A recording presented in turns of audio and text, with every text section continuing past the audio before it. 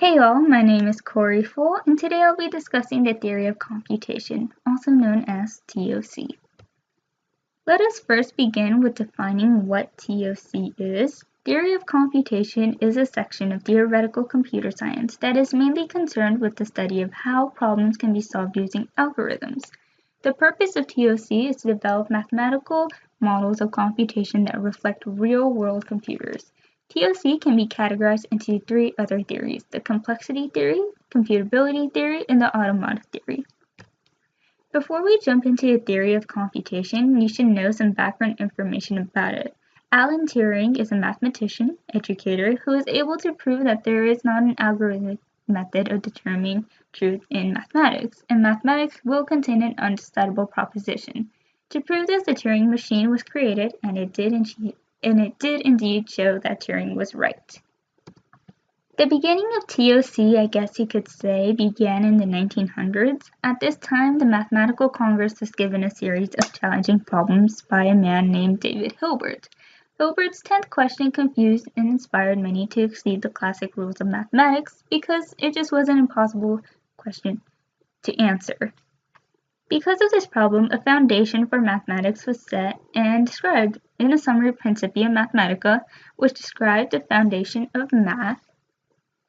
The language used made it possible for a formula that referred to itself be written down, and thus led to the ability to define impossible objects. This movement brought mathematics to new limits, and it broke away from the current Gödel's incompleteness theory. Gödel's incompleteness theory essentially asks whether mathematics is complete, meaning it's either proved or disproved. However, Turing cast Gödel's problem into a computation and published its solution to the halting problem.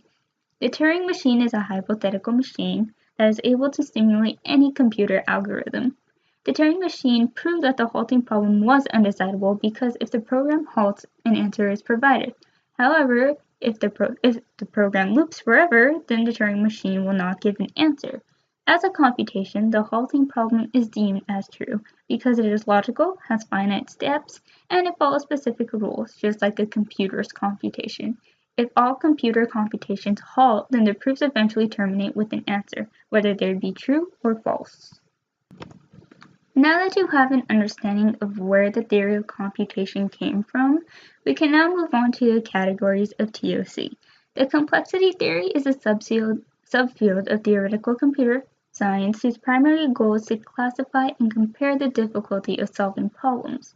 The complexity theory attempts to make distinctions by proposing a criteria for what it means for a mathematical problem to be decidable, meaning it can be solved. The computability theory is the area of mathematics dealing with the concept of an effective procedure, a procedure that can be carried out by following specific rules, such as algorithms. The computability theory is used to identify whether a problem is solvable or unsolvable. As you can see, automata is closely related to, and even sounds like automation. Therefore, it is safe to assume that automata theory has something to do with mechanical processes. The automata theory is known to deal with the logic of computation in regards to simple machines.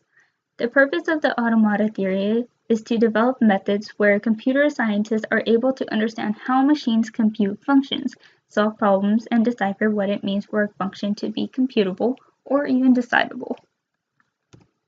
The theory of computation relates to computer science because it provides a deeper understanding of how functions, problems, etc.